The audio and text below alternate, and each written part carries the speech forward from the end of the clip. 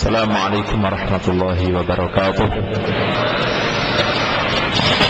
Alhamdulillahilladzi allafa baina qulubina fa asbahna bi ni'matihi ikhwana. Asyhadu an la ilaha illallah wa asyhadu anna Muhammadan abduhu wa rasuluh. Allahumma la sahla illa ma ja'altahu sahla fa anta taj'alul hazna idza syi'ta sahla. Allahumma la ilma lana illa ma 'allamtana innaka antal alimul hakim. Allahumma anfa'na bima 'allamtana wa 'allimna ma yanfa'una wa zidna 'ilma. Rabbi shrah li sadri wa yassir li amri wahlul 'uqdatam min lisani yafqahu qawli wa ba'd. Ikhwan dan akhwat yang dirahmati Allah Subhanahu wa taala,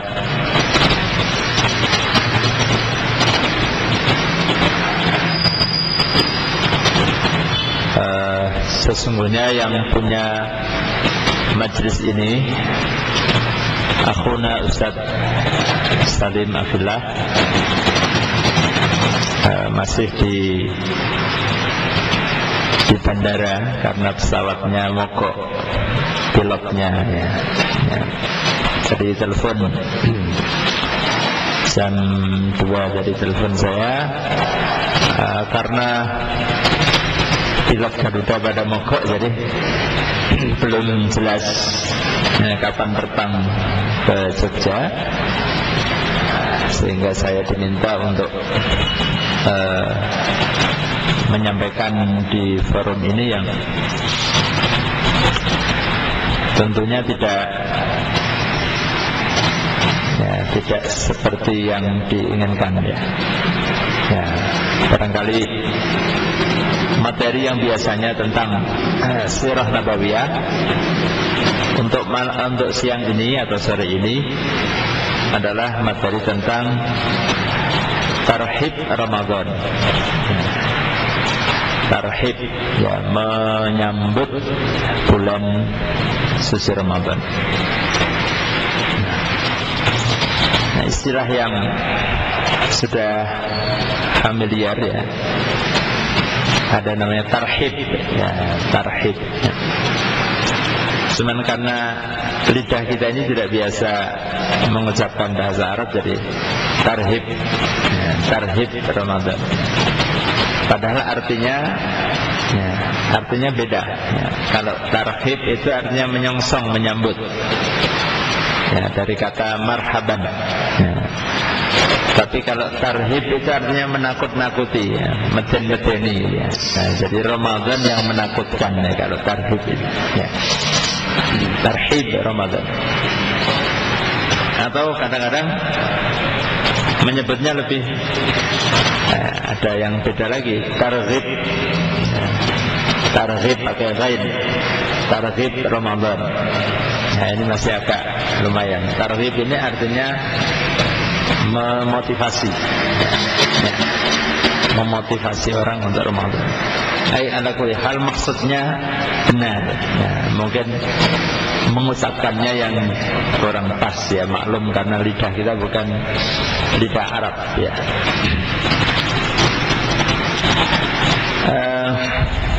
Ikhwan dan akhwat rahimakumullah, di dalam kitab Mukhtasar Minhajul Qasidin, Syekh Ibnu Qudamah Al-Maqdisi, beliau ini ulama yang cukup dikenal di dalam, terutama dalam mazhab Hambali, dan banyak sekali kitab-kitab beliau tentang masalah fikih maupun masalah tasawuf. Beliau mengatakan bahwasanya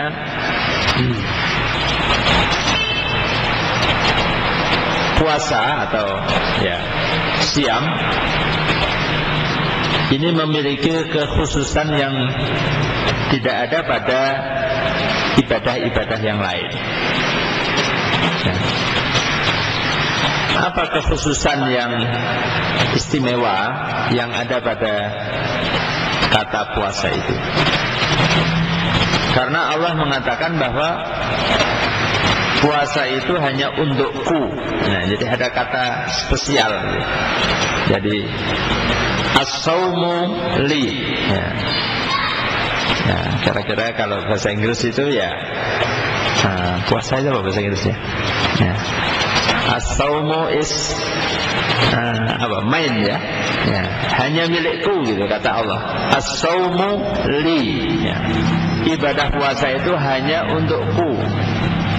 Wa ana ajzi bihi, dan aku sendiri yang akan memberikan balasan atau pahala terhadap ibadah puasa itu. Nah, kata beliau, kafa bihadhil idhafati syarafan. Cukuplah dengan kata-kata ini, dengan hadis qudsi ini, puasa itu menjadi ibadah yang begitu dimuliakan. Ya. Sebagaimana Allah menyandarkan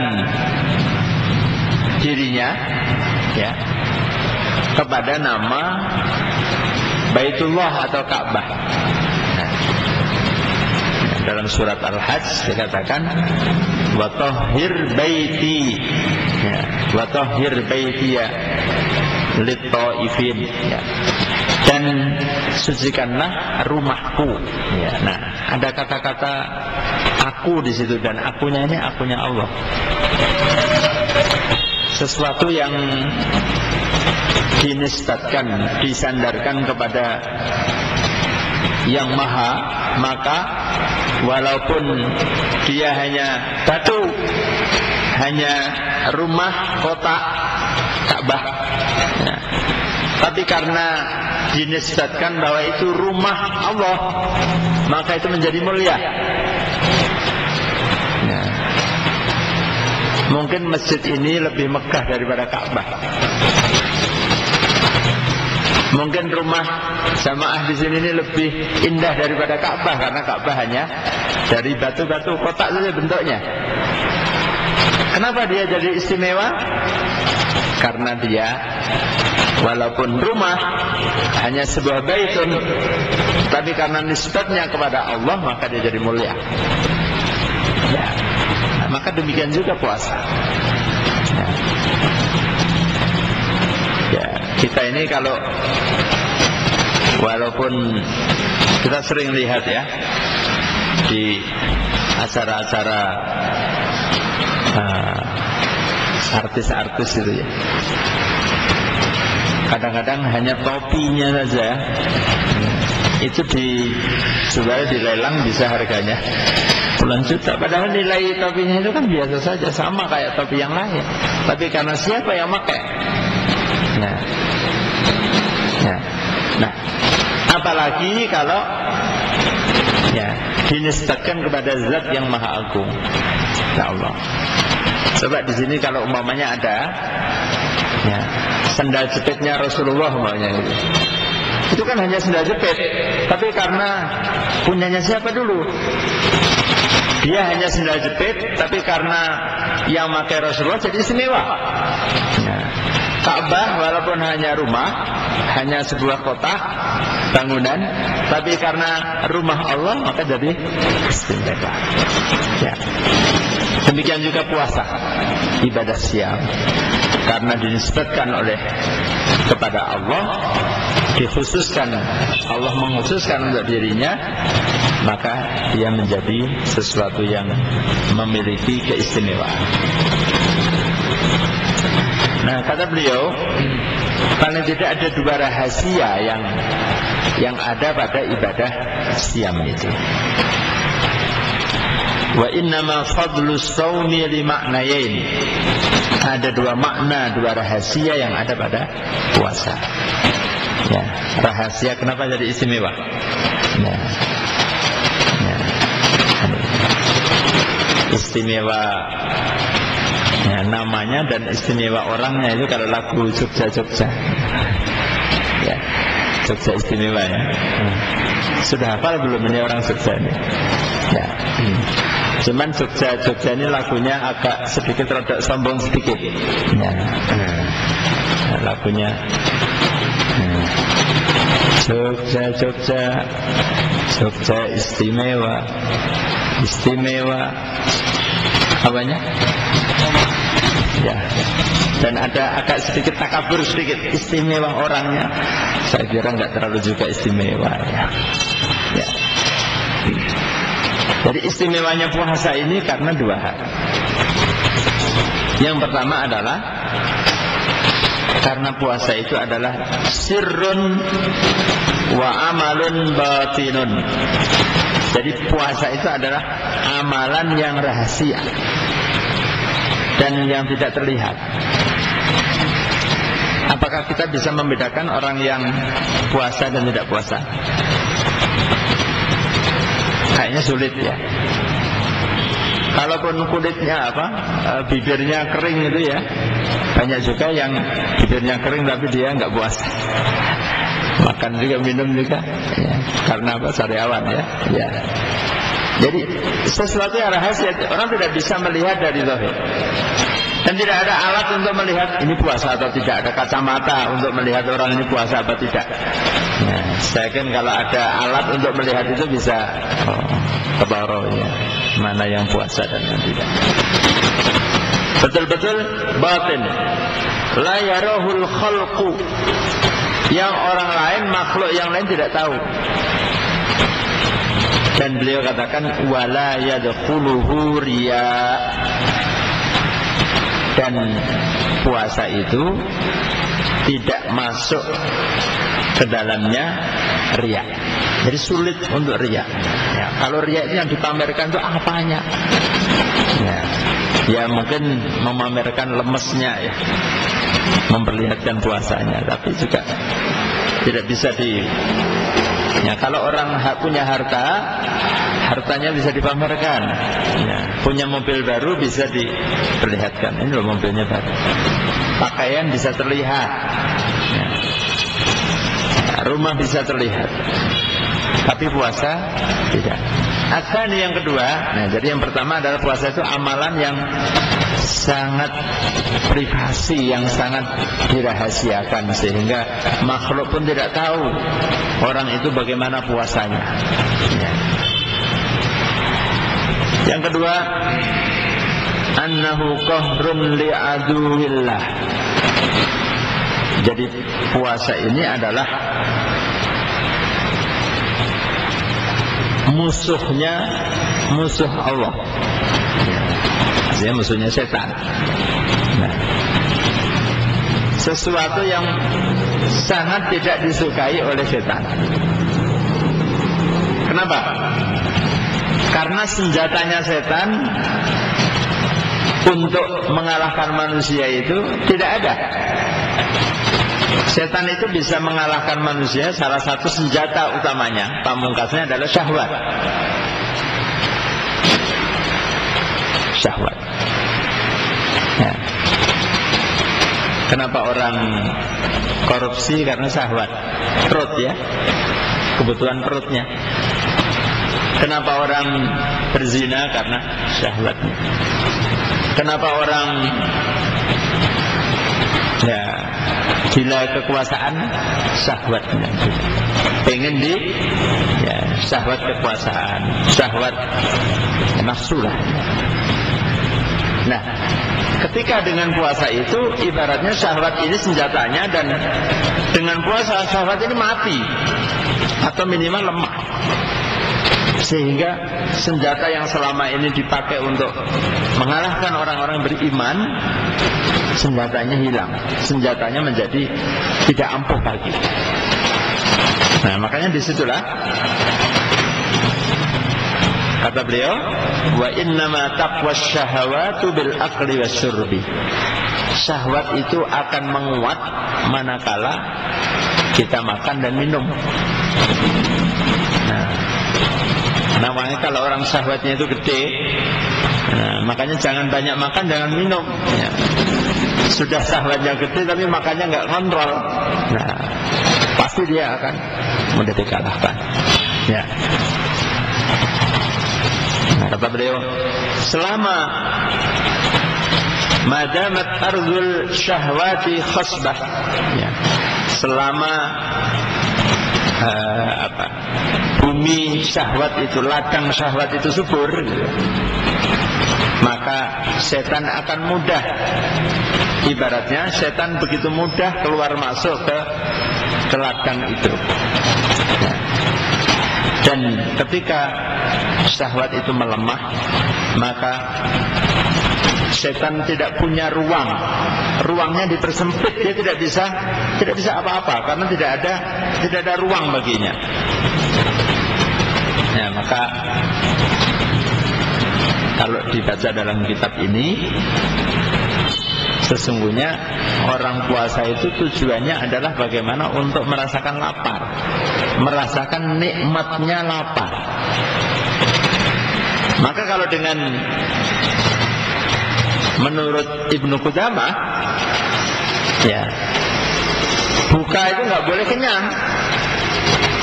Ya, nah kita kan enggak ya, sahurnya dikenyangi, bukanya, ya sama juga.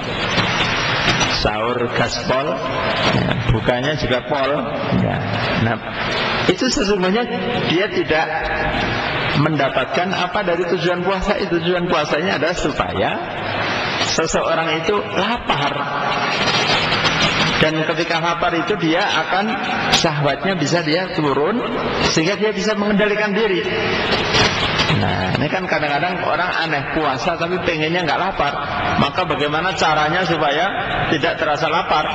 Minumlah macam-macam obat, ya, vitamin, semuanya diminum. Ketika sahur itu penuh, ya, vitamin A, vitamin B, vitamin sampai vitamin Z, semua dalam rangka takut supaya tidak lemes, tidak ini. Nah, padahal tujuannya adalah supaya kita itu merasakan laparnya itu.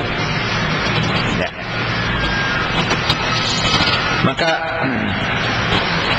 dianjurkan bahwasanya bagaimana ketika puasa itu untuk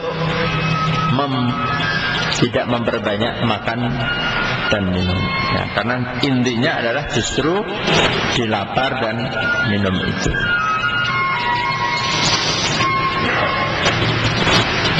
Kemudian Ibnu Qudamah juga mengatakan membagi puasa itu menjadi 3. Nah, ini yang sering kita dengar di dalam kultum-kultum Ramadan. Ini sumbernya ini dari Ibnu Qudamah ini, bahwa puasa itu dibagi menjadi 3 tingkatan. Walis saumi thalathu maratib. Saumul umum, pertama itu puasa umum, puasa orang awam, orang umum. Yang kedua saumul khusus, yaitu puasa orang-orang yang khusus.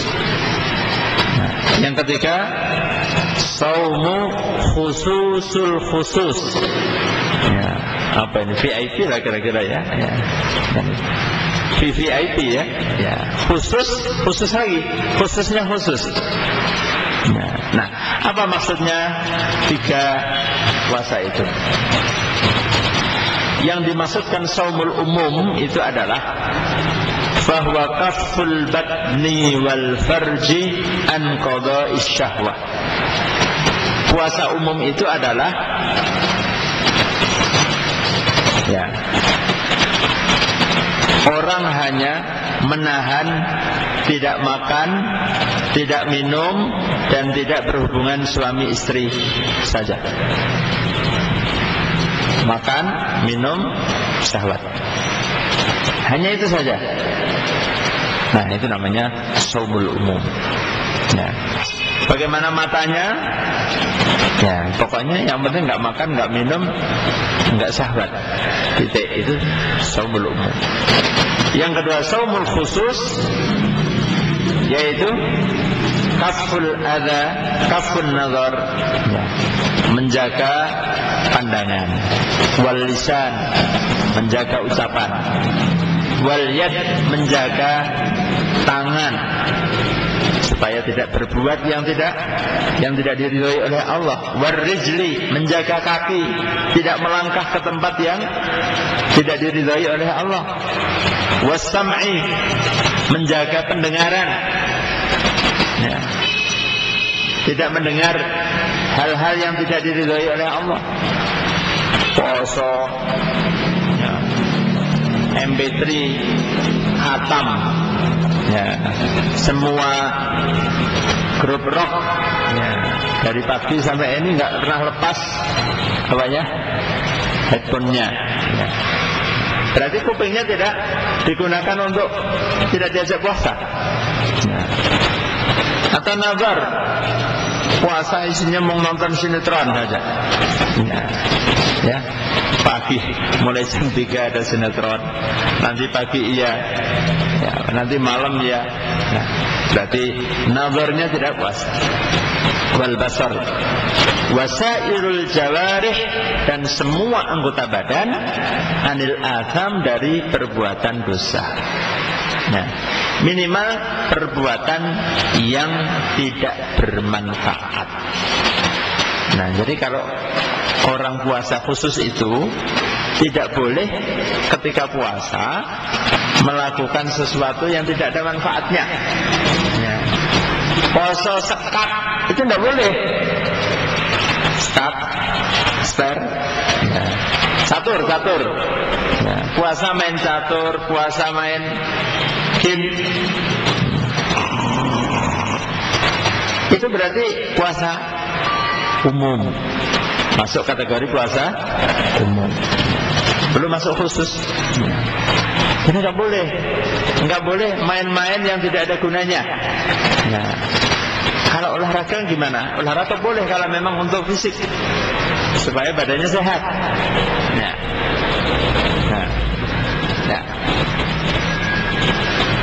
Puasa BBM-an, BlackBerry-an. Nah, kalau isinya SMS dakwah ya enggak apa-apa, ya.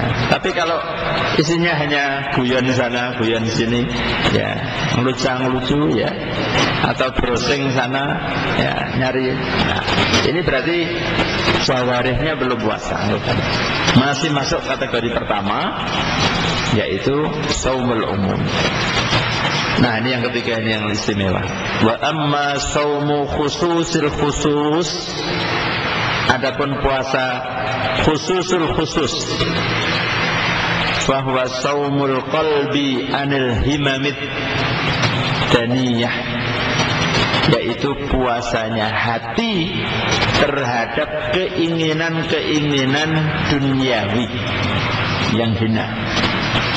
Wal afkar al mub'idah anillahi subhanahu wa ta'ala, dan pikiran-pikiran yang menjauhkan dari Allah subhanahu wa ta'ala. Jadi mikir saja nggak boleh.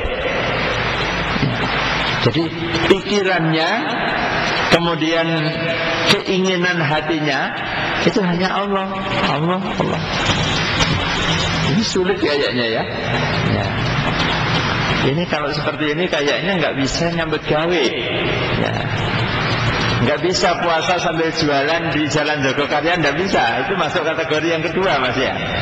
Nah, untuk kategori ketiga ini, ya, adalah puasanya al-anbiya, para nabi, para rasul. Nah, subhanallah. Nah, jadi itu pembagian puasa. Nah, tinggal kita mau pilih yang mana. Ya, tentunya pengennya yang ketiga, tapi kayaknya itu tidak level kita. Ya, pilihan yang kedua, shaumul khusus. Ya. Walaupun barangkali mungkin khusus ini juga ada tingkatan-tingkatannya. Ya, ada khusus KW1, KW2, ya, atau yang lainnya. Nah, subhanallah. Nah, maka Rasulullah sallallahu alaihi wasallam bersabda, "Man lam yada' qaula az-zur wal 'amal bihi falaysa lillahi hajatun fi ayyada'a ta'amahu wa syarabahu." Barang siapa yang berpuasa yang tidak bisa meninggalkan qaulaz zur, ya, ucapan yang dusta, ya, wal amal bihi, ya, atau amal-amal perbuatan yang dusta, maka tidak ada, Allah tidak butuh, Allah tidak perlu, atau Allah tidak ada kepentingan terhadap puasanya itu. Jadi Allah tidak mau menerima ibadah laparnya, hausnya, seakan-akan di hadapan Allah tidak ada nilainya. Ya.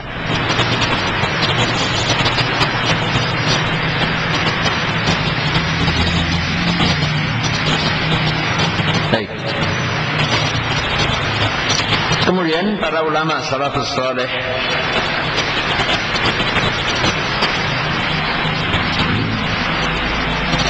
mereka mengatakan bahwa sesungguhnya hari ketika kita makan itu adalah hari syukur. Hari ketika kita tidak puasa itu adalah hari kita untuk bersyukur karena menikmati kenikmatan yang diberikan oleh Allah.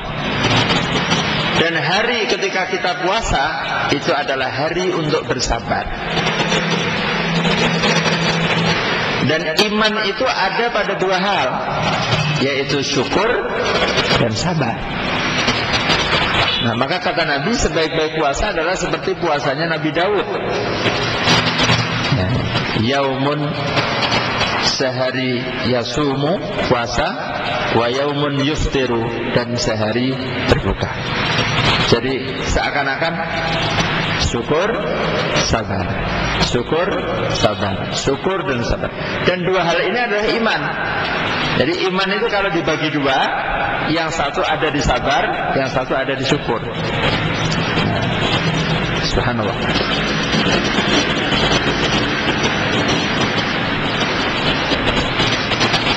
Baik. Nah,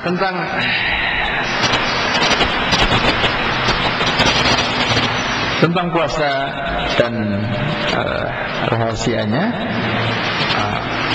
kita bisa baca banyak di dalam beberapa kitab.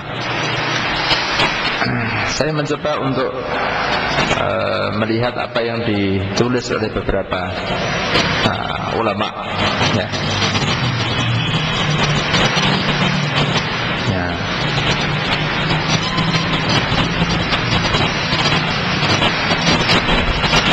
Seorang ulama yang sekarang sedang cukup dikenal di dunia Islam, namanya Syekh A'id Al-Qarni. Pernah baca bukunya ya? Bukunya apa yang terkenal? La Tahzan. Nah, jadi kalau belum baca bukunya La Tahzan, Syekh A'id Al-Qarni, ya ketinggalan zamannya. Ini beliau ini bukunya luar biasa sekali.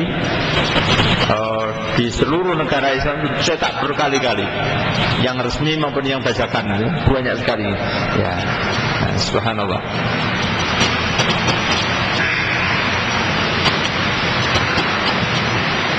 Ya. Beliau menulis tentang bagaimana Rasulullah Sallallahu Alaihi Wasallam memberikan tuntunan di dalam siam. Kata Ibnu Qayyim Al-Jauziyah di dalam kitabnya, apa kitab Ibnu Qayyim? Zadul Ma'ad fi Hadyi Khairul Ibad, bahwasanya Rasulullah Sallallahu Alaihi Wasallam ketika di bulan suci Ramadan itu memperbanyak berbagai macam amal ibadah. Dan khususnya adalah salat, ya tentu puasa ya di Ramadan ini, dan Al-Quran. Maka Jibril alaihissalam setiap Ramadan datang dan mengajarkan Al-Quran kepada Rasulullah SAW di bulan Ramadan.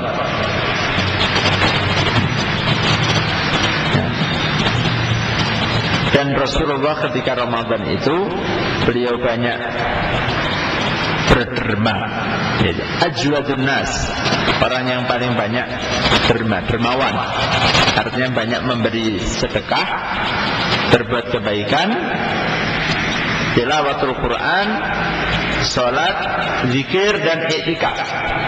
Nah, jadi paling enggak Ramadan ini 5 hal ya.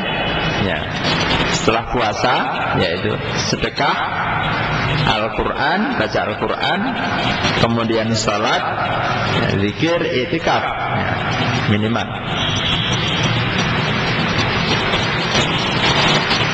Dan bahkan beliau sallallahu alaihi wasallam mengkhususkan bahwa betul-betul Ramadan ini adalah betul-betul bulan ibadah, sehingga sangat sedikit sekali di antara waktu di bulan Ramadan itu yang tidak bernilai ibadah, khususnya ibadah mahdhah.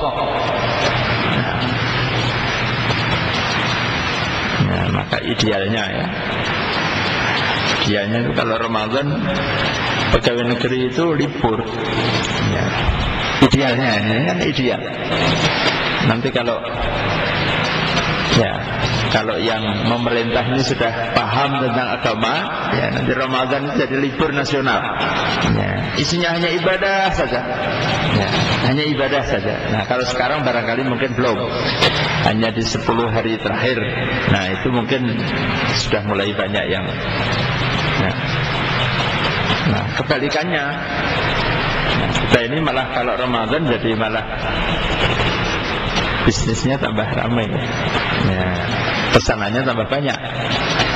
Penjahit malah ordernya tambah banyak. Nah, itu ujian. Itu adalah ujian.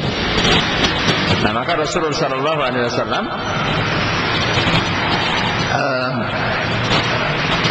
di antara petunjuk beliau tadi memperbanyak ibadah. Wa naharuhu alaihi salatu wassalam da'watun wa jihadun wa nuskhun wa tarbiyatun wa wa'dun wa futya. Jadi kalau malamnya betul-betul ibadah, siangnya tetap menjalankan aktivitas dakwah, aktivitas jihad, bahkan berperang juga, aktivitas memberikan nasihat, amar ma'ruf nahi mungkar, memberikan tarbiyah, menyampaikan tarbiyah kepada sahabat-sahabatnya, memberikan fatwa, memberikan menjawab pertanyaan dan seterusnya. Nah, Rasul sallallahu alaihi wasallam di antara petunjuk beliau bahwasanya beliau selalu memasuki bulan Ramadan dengan ru'yah, dengan melihat bulan. Nah, ini masalah ru'yah dan hisab. Hisab yang bukan hisab yang ini loh ya. Hisab yang menghitung itu ya. Nah, bahwa hisab itu ada, tidak kemudian menggugurkan ru'yah. Dari hisab yang ada, hisab astronomi ya, bukan astrologi. Kalau astrologi apa? Ilmu nujum. Nah, ilmu ramalan ya, ramalan bintang ya, Cancer, Libra, apa namanya, Leo ya, bukan itu. Tapi ilmu yang betul-betul bisa dipertanggungjawabkan keilmiahannya atau keakuratannya. Hisab itu justru atau tujuannya adalah untuk menguatkan ru'yah. Nah, begitu. Jadi jangan mempertentangkan antara ru'yah dan hisab. Ya. Nah, maka sekarang ini sudah semakin hari orang semakin paham ya, sehingga tidak ada pertentangan ini ikut ru'yah atau ikut hisab ya. Kalau mazhabnya Muhammadiyah itu ru'yah hisab, nah kalau NU harus ru'yah, nah itu nggak usah diramaikan. Kenapa? Ternyata yang Muhammadiyah juga ikut ru'yah juga ya, karena kalau nggak ru'yah ya nanti nggak tahu hisabnya benar atau tidak ya, tahunya hisabnya benar atau tidak kan sudah terbukti. Nah, maka penting juga. Nah, orang NU juga pakai hisab. Ya, tahu posisinya bulan di mana, mau meru'yah dia juga harus menggunakan hitungan hisab. Jadi dua-duanya sesungguhnya sama-sama tidak bisa meninggalkan antara ru'yah dan hisab. Nah, makanya mazhab yang terbaik adalah al-jam'u bainar ru'yah wal hisab, menggabungkan antara ru'yah dan hisab. Nah, kalau hadisnya mengatakan sumu li ru'yatihi wa aftiru li ru'yatihi, itu hadisnya ru'yah. Ya. Nah, untuk supaya bagaimana akurasi ru'yah itu, maka ilmu hisab juga penting, sehingga orang tahu mana di mana posisi bulan, ketika huruf posisinya berapa, ada hitungannya, dan nanti bisa dibuktikan dengan langsung melihat ru'yah begitu. Nah, jadi dua-duanya tidak ada masalah. Nah, sehingga kita jangan sampai terjerumus dalam khilaf, perbedaan, pertentangan, sesuatu yang sesungguhnya tidak perlu dipertentangkan. Ya. Jadi umat Islam itu yang penting mazhabnya itu adalah mazhab tauhid, tauhidus shaf. Ya. Kalau mazhabnya ada seseorang atau golongan semangatnya itu mazhab tafrik, maka harus hati-hati. Nanti bisa jadi khawarij ini. Ini adalah fikrah khawarij. Semangatnya khawarij itu pokoknya beda. Ya, semangat memecah belah. Nah, padahal Islam ini kita disuruh untuk mazhabnya bersatu. Bukan ikhtilaf, tapi iktilaf. Ya. Ini dua mirip ya. Ikhtilaf beda. Iktilaf artinya sepakat, bersatu. Nah, maka jangan suka ikhtilaf, tapi hendaklah suka iktilaf, mencari titik temu, jangan mencari titik bedanya. Nah, mazhab kita adalah mazhab iktilaf, ya, mazhab tauhid, menyatukan, bukan mazhab ikhtilaf, dan juga mazhab tafriq, memecah. Nah, insya Allah kalau mazhab kita, ya, kalau pandangan kita itu adalah semangatnya adalah mencari kebersamaan, kesatuan, Allah akan memberikan rahmatnya. Tapi kalau mazhab kita itu semangatnya itu berbedanya, pasti yang ada tidak ada rahmat. Ya, mana ada ikhtilafu ummati rahmah. Ini salah sering dikutip oleh para dai. Ikhtilafu ummati rahmah, mana ada ikhtilafu rahmah. Ayatnya saja itu tidak boleh ikhtilaf kok. Wala takunu kalladzina tafarraqu wakhtalafu. Jadi ikhtilaf itu buruk, jelek, dilarang. Ya. Nah, aneh kok kalau kita ini malah justru mengedepankan untuk ikhtilaf.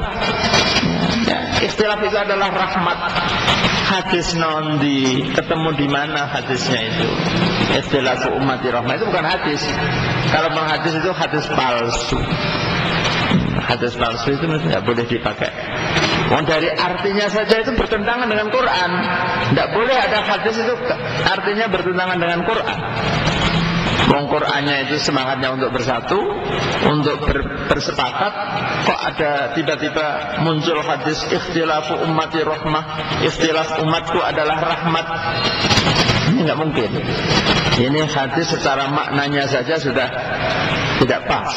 Apalagi kalau dilihat asal usul sanadnya, jelas meneh. Nah, berarti ini bukan hadis. Nggak boleh dipakai dalil. Ya. Nah, nanti kalau ceramah-ceramah di masjid-masjid jangan pakai itu. Ikhtilafu ummati rahmah, perbedaan di antara umatku itu rahmat. Nah, mengatakan hadis Rasulullah SAW, dosanya 3 kali itu. Nah, pertama itu bukan hadis, ngarani ini hadis, berarti mendustakan Nabi. Yang kedua, ini bertentangan dengan Quran. Yang nomor 3, ya, ini maknanya juga salah. Nah, berarti kita ngajak orang untuk berbuat salah. Nah, jangan.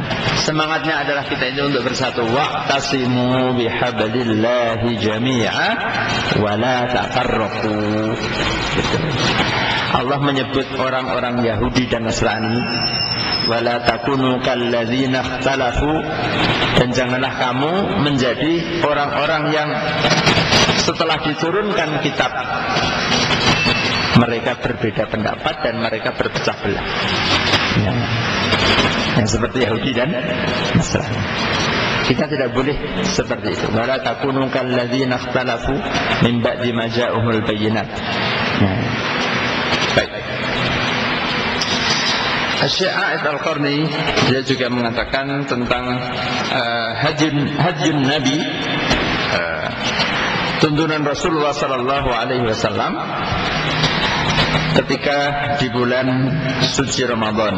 Nah, salah satu yang dianjurkan adalah untuk ta'jilu al-iftar wa ta'khirus sahur. Nah, mensegerakan berbuka dan mengakhirkan sahur. Tasahharu fa inna fis sahuri barakah. Nah, apa rahasianya? Rahasianya sahur kenapa diakhirkan? Karena ya paling tidak orang itu sahur, bangun untuk sahur karena waktu sahur itu sendiri adalah berkah. Ya. Dalam surat Az-Zariyat dikatakan wabil ashari hum yastaghfirun, dan di waktu-waktu sahur, yaitu waktu 1/3 malam yang terakhir, mereka beristighfar. Ya. Wal mustaghfirina bil ashar. Nah, betapa waktu sahur, waktu akhir malam itu adalah waktu yang istimewa bagi orang beriman. Ya, maka hendaklah di waktu itu ketika Allah Subhanahu wa taala turun dari langit yang paling tinggi ke langit dunia. Nah, disitulah hamba-hamba Allah itu mengucapkan istighfar, berzikir, berdoa, bermunajat. Wasafara Rasulullah fi Ramadan. Nah, dan juga Rasulullah itu melakukan safar, melakukan perjalanan di bulan suci Ramadan. Maka ketika safar atau perjalanan itu, maka kadang-kadang ya Nabi memberikan pilihan berbuka, tidak puasa, dan kadang-kadang juga safar dalam keadaan puasa. Nah, makanya Nabi memberikan 2 pilihan kepada sahabat untuk memilih antara ketika melakukan safar itu puasa atau tidak puasa. Ya. Nah, maka kalau pas lagi mudik, mahasiswa-mahasiswanya mudik ini baiknya puasa atau tidak puasa? Ya. Ya tergantung, kalau pas masih kuat puasa maka sebaiknya puasa. Tapi kalau pas berat, ya, mamanya mudiknya pakai ngepit ya, mamanya mudik kalau pakai ngepit ya, capek ya, maka dia tidak mampu, pakai motor lah mamanya. Mudik pakai motor kemana, ke luar Jawa atau ya, pasti berat ini ya. Ya mungkin tidak usah puasa. Tapi kalau mudiknya pakai pesawat hanya 2 jam, ya masuk ya tentu puasa lebih baik. Nah, itu pilihan dua-duanya. Mana yang paling mudah? Ya, mana yang paling lebih mudah?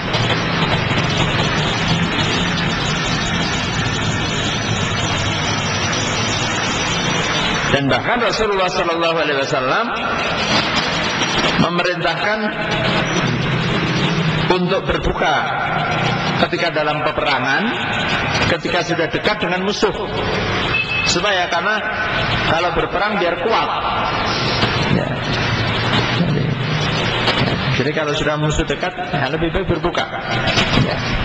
Nah, karena di dalam sejarahnya Rasulullah juga pernah melakukan peperangan di bulan Ramadan. Salah satunya adalah Badar. Perang yang pertama di Badar itu juga pada waktu bulan Ramadan.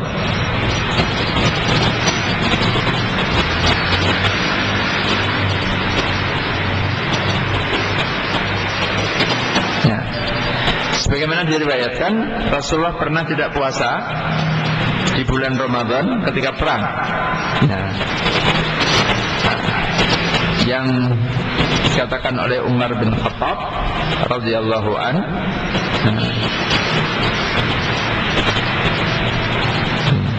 tentang berbuka ketika dalam safar. Ya, tentu kita insya Allah tidak perang ya, kita tidak jihad.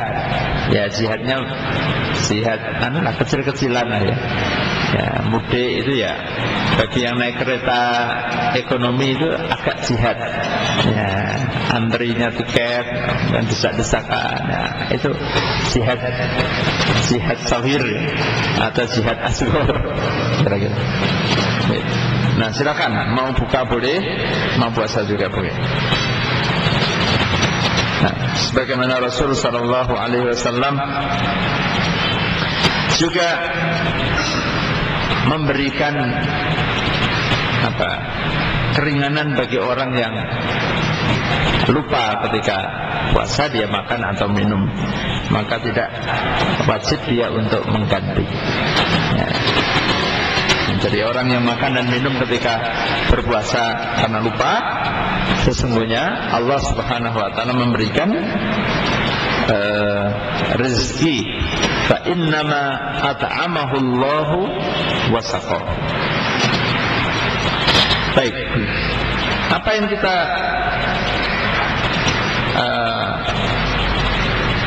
baca ketika di bulan awal Ramadan itu, Talhah bin Ubaidillah meriwayatkan bahwasanya Rasulullah sallallahu alaihi wasallam apabila melihat bulan hilal Ramadan, maka beliau berdoa, Allahumma ahillahu alaina bil yumni wal iman was salamati wal islam.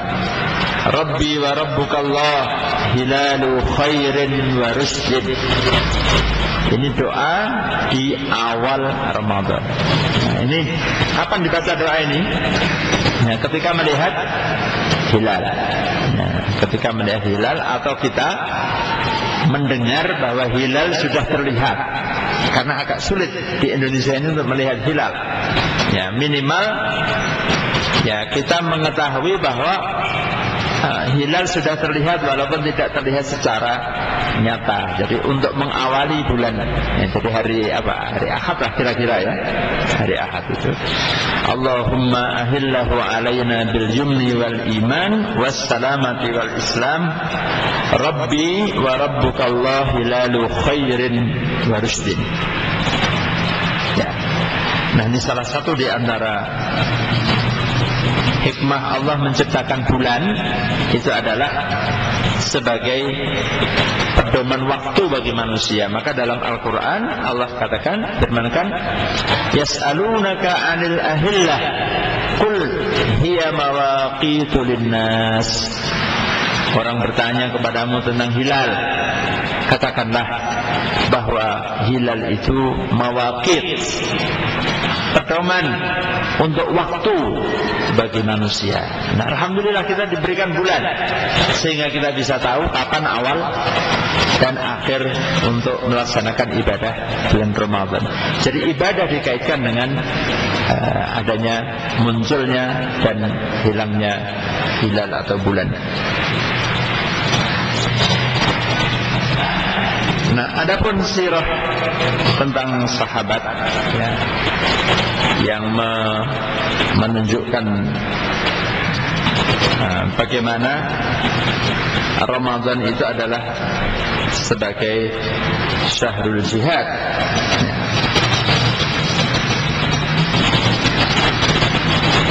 Diriwayatkan ya, ada kisah seorang sahabat yang bernama Abdullah bin Rawahah. Abdullah bin Rawahah ketika beliau ikut dalam perang Mu'tah ya, ini perang yang luar biasa ya. Antum pernah baca ya tentang perang Mu'tah ya. Lawannya ini Imperium ya. Nah, pada waktu itu beliau sedang berpuasa. Nah, dan beliau adalah salah satu di antara panglima perang. Ya. Jadi dia panglima yang ketiga. Karena panglima yang pertama, jadi pada waktu itu perang itu panglimanya adalah yang membawa bendera. Selama bendera ini masih berkibar tegak, berarti ini masih pasukannya masih mampu. Ya.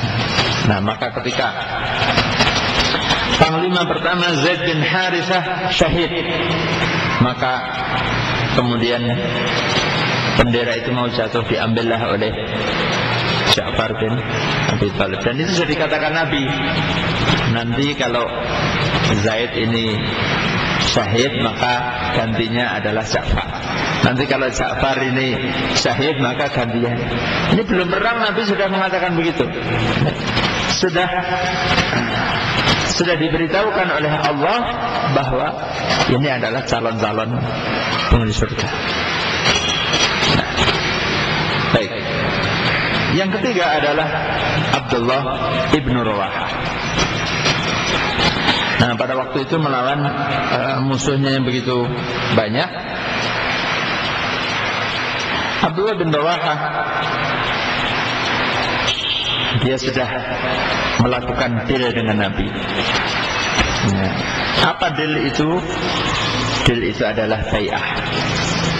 Nah, ketika pada waktu Bai'atul Aqabah, jadi sumpah setia, Abdullah bin Rawahah berkata kepada Rasulullah, "Ya Rasulullah, madza turidu minna?" Ya Rasul, apa yang engkau inginkan dari kami? Qala, Nabi bersabda, "Antahmuni mimma tahmuna minhu nisa'akum wa atfalakum wa amwalakum." Bahwa kamu melindungi aku sebagaimana kamu melindungi dirimu, keluargamu, anak-anakmu dan hartamu. Abdullah ibn Rawahah bertanya, "Fama lana idza fa'alna dzalika?" Apa yang kita dapatkan kalau kami melakukan hal itu? Qala, Rasul menjawab, "Lakumul jannah." Kamu mendapatkan surga. Qala rabihal bai'.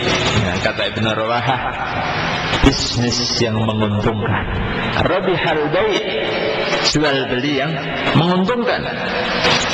La naqilu wa la nastaqil. Nah, tidak akan kita pindahkan. Jual beli ini harus jadi milik saya. Untung itu harus saya dapatkan, tidak akan saya pindahkan kepada yang lain. Nah, maka jual beli, ya, deal antara Abdullah bin Rawahah dan Nabi itu langsung. Ya. Singkat ceritanya, ketika itu sudah menjelang waktu maghrib, perang berkecamuk, orang mati syahid di mana-mana. Abdullah bin Rawahah bertanya, apakah dia minta berikan aku sepotong makanan, nah, untuk buka. Ketika perang itu buka. Ya. Dia bertanya, apakah sudah matahari sudah tenggelam, sudah masuk waktu maghrib? Ya. Kemudian pasukan yang ada di sampingnya menjawab, sudah. Maka dia ambil sepotong daging atau sepotong makanan, dan dia berkata, Bismillah, Allahumma laka sumtu wa ala rizkika aftartu. Dan di saat itu, di saat dia belum sempat menikmati sepotong makanan untuk berbuka ketika dalam perang itu, ya, ternyata apa yang dia dapatkan, dia mendapatkan yang lebih baik daripada itu.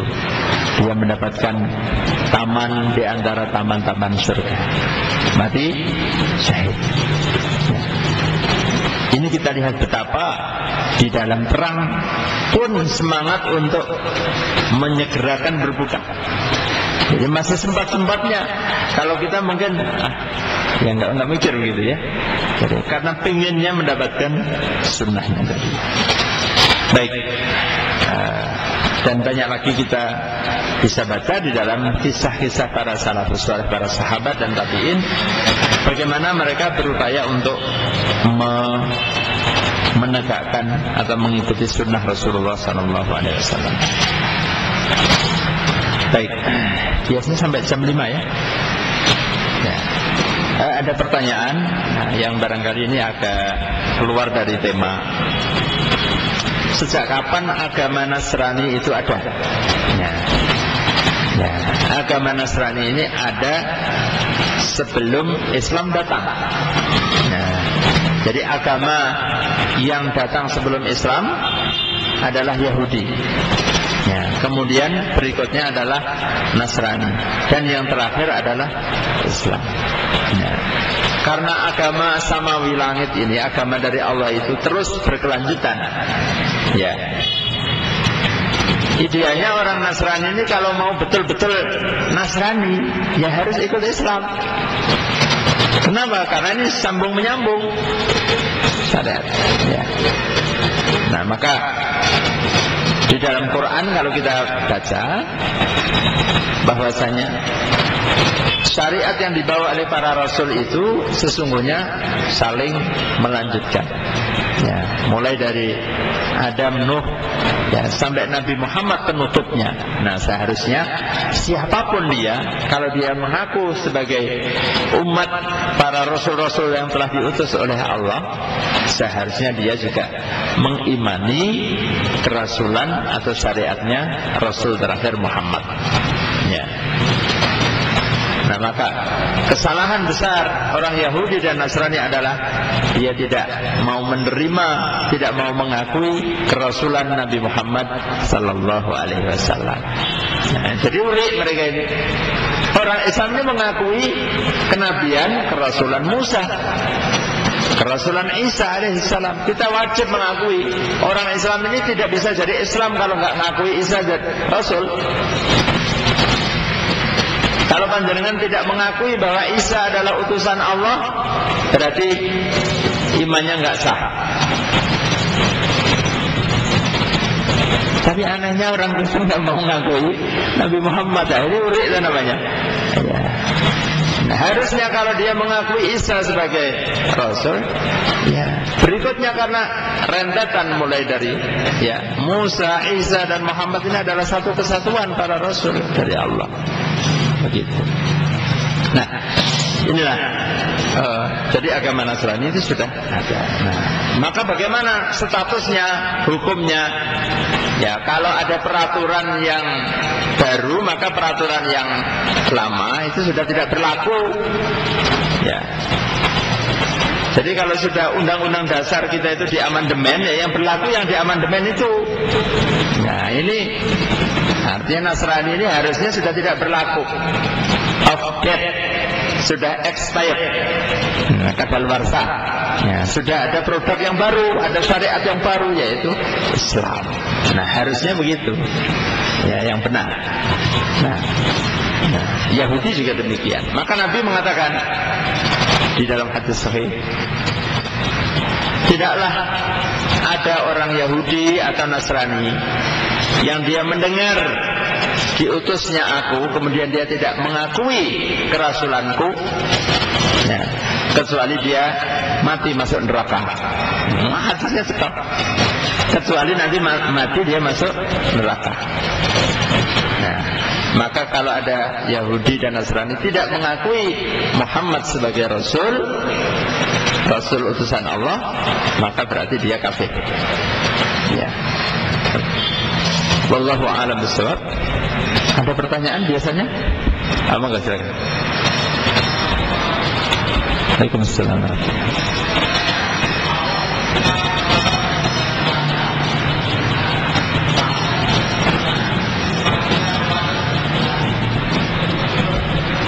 Saya tidak begitu jelas. Mungkin bisa agak maju ke depan, atau mic-nya panitia? Panitianya nggak ada ini.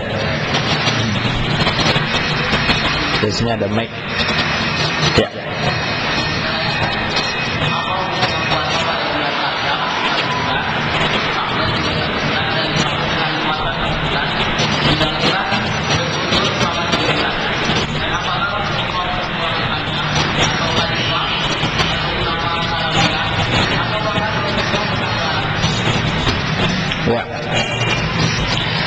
ada tuntunan untuk melakukan puasa selama 3 bulan berturut-turut, Rajab, Sya'ban, dan Ramadan sekali. Ya. Karena tidak ada tuntunannya, maka tidak perlu dilakukan. Ya. Yang dituntunkan adalah Rasulullah memperbanyak puasa. Ya, tapi tidak kemudian penuh, ya, tidak penuh. Ketika di bulan Sya'ban, bahkan ketika sudah masuk separuh bulan Sya'ban, beliau tidak berpuasa. Ya, nah jadi jangan melakukan sesuatu yang tidak ada contohnya atau tidak diperintahkannya. Termasuk juga jangan melakukan padusan, mandi. Nanti ada tradisi kalau mau Ramadan pada padusan, ya, pada nyari sungai atau kolam renang. Ya. Kenapa kalau mandi nunggu Ramadan? Emangnya kalau nggak Ramadan nggak mandi? Ya, ya terlalu lama. Ya, ya. Enggak, Pak Ustaz, ini supaya mengobati rasa kangennya. Oke. Nah ini Ustadz yang sesungguhnya yang sudah datang, ya. Ya, ya. Masih ada? Sebelum nanti ditutup, monggo.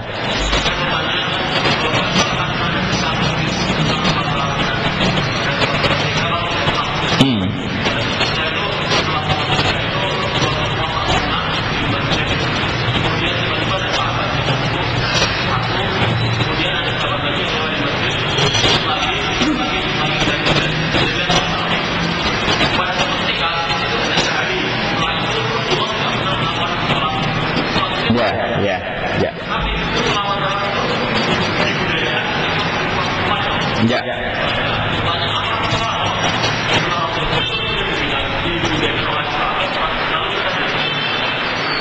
Kita ikut yang seperti Rasul. Tarawihnya hanya 3 hari aja. Oh ya. Baik. Dalam hadis sahih dikatakan bahwa ini tentang kisahnya salat tarawih itu. Di malam yang pertama 3 hari 3 malam 2 malam Rasul Shallallahu Alaihi Wasallam keluar sholat, kemudian banyak yang ikut di belakangnya, dan itu di tengah malam. Nah, yang ketiga kalinya Nabi tidak keluar-keluar, ya ditunggu-tunggu sampai waktu subuh. Ya. Kemudian setelah sholat subuh, nah ini kalau sahabat itu adabnya, ya. Nabi nggak keluar, nggak di SMS. Ya, kalau mungkin orang jago kalian, ya Rasul, ini jamaah berkumpul. Tapi sahabat tidak ada yang berani. Rasulullah tidak keluar, ditunggu sampai waktu subuh. Rasulullah keluar untuk salat subuh. Setelah salat subuh kemudian Nabi berkhutbah. Sesungguhnya aku mengerti, aku tahu apa yang kalian inginkan. Kalian ingin sholat, tapi karena aku tidak mau keluar karena khawatir kalau sholat ini diwajibkan kepada kalian dan kalian tidak mampu melaksanakannya. Nah, jadi ada alasannya. Jadi jangan aku terawih pengen pindu wae kaya Rasul. Ya, ini Pak Gune keset. Ya. Ya, ini dalilnya orang kesat. Ya, jadi kalau sunnahnya adalah dilaksanakan, ya sebagaimana dilaksanakan oleh para khulafaur rasyidin dan orang-orang sesudahnya. Ya, ya, Allahu a'lam. Baik, sebagai penutup monggo Ustaz. Alhamdulillah Rabbil Alamin. Pertama kami ucapkan jazakallahu khairan katsiran kepada Ustaz Ahmad Khudariasi, guru kami yang telah berkenan hadir memberikan berkah ilmu pada kesempatan sore hari ini. Kami memang tadi pagi sempat was-was karena beritanya mogok pilot jadi dilaksanakan. Tadi pagi setelah kultum subuh di Jogokarian langsung ke bandara berangkat untuk acara di Perbanas, Jakarta. Lalu merencanakan seharusnya penerbangan pulangnya jam 14 sudah dari Jakarta, tapi sampai jam 15 itu belum ada keterangan jam berapa akan diberangkatkan. Sehingga memang sejak tadi pagi sudah mencoba untuk antisipasi, dan alhamdulillah menjadi satu kemuliaan bagi kita semua pada kesempatan sore hari ini Ustaz Ahmad Khudari berkenan hadir di tengah-tengah kita. Mudah-mudahan menjadi salah satu sebab Allah mencurahkan berkahnya bagi majelis kita agar tetap istiqomah di dalam menelusuri jejak Rasulullah SAW dalam rangka mencintai beliau, dalam rangka mengenali sunnah-sunnah keteladanan beliau, dan dalam rangka berazam untuk kemudian bersama-sama menapaki apa-apa yang sudah beliau tuntunkan sedikit demi sedikit dengan tertatih-tatih tentu saja, tapi kita terus berusaha, dan dengan demikian mudah-mudahan karena kita ittiba kepada Rasulullah, maka Allah akan mencintai kita dan mengampuni dosa-dosa kita. Alhamdulillah, saya kira telah cukup apa yang disampaikan oleh Ustaz Ahmad Khudhari. Kami pada kesempatan sore hari ini juga menyampaikan yang pertama permohonan maaf yang sebesar-besarnya atas ketidaknyamanan bahwa kemudian majelis ini berubah secara mendadak, yang semula merencanakan penyelesaian pembahasan kita tentang perutusnya Rasul dari kalangan Quraisy, dan kita sampai pada kalimat Rasulullah SAW, aku adalah anak dari 2 orang yang disembelih. Kita belum sempat membahas poin itu. InsyaAllah kita lanjutkan pada pekan yang akan datang, disambung sekaligus dengan maulid beliau SAW, tentang kelahiran beliau, dan nanti InsyaAllah kita bahas juga tentang fikih tentang akikah di dalam pembahasan maulid Rasulullah SAW itu. InsyaAllah mudah-mudahan Allah memberikan panjang umur dan luas rezeki bagi kita, sehingga pada pekan-pekan yang akan datang kita dipertemukan, bahkan mudah-mudahan di dalam bulan yang penuh kemuliaan, bulan Ramadan, dan tadi telah ditarhib kita bersama menyambutnya dengan hati yang gembira. Mudah-mudahan dengan begitu kita diberikan berbagai macam keutamaan dan kemampuan untuk memenuhi hak-hak Ramadan, dan kemudian menjadikan Ramadan sebagai tempat bagi kita yang di sana kita menjadikannya sahrul munajat, dan Allah berkenan untuk mengampuni semua dosa-dosa kita selepas darinya, serta mengaruniakan takwa setelah kita berpuasa. Demikian jamaah yang muliakan Allah, kita tutup majelis jejak Nabi pada kesempatan sore hari ini dengan membaca salawat Ibrahimiyah, kemudian doa penutup majelis. Bismillahirrahmanirrahim. Allahumma salli ala Muhammad wa ala ali Muhammad kama sallaita ala Ibrahim wa ala ali Ibrahim, wa barik ala Muhammad wa ala ali Muhammad kama barakta ala Ibrahim wa ala ali Ibrahim innaka Hamidum Majid. Subhanakallahumma bihamdika asyhadu an la ilaha illa anta astaghfiruka wa atubu ilaik. Assalamualaikum warahmatullahi wabarakatuh.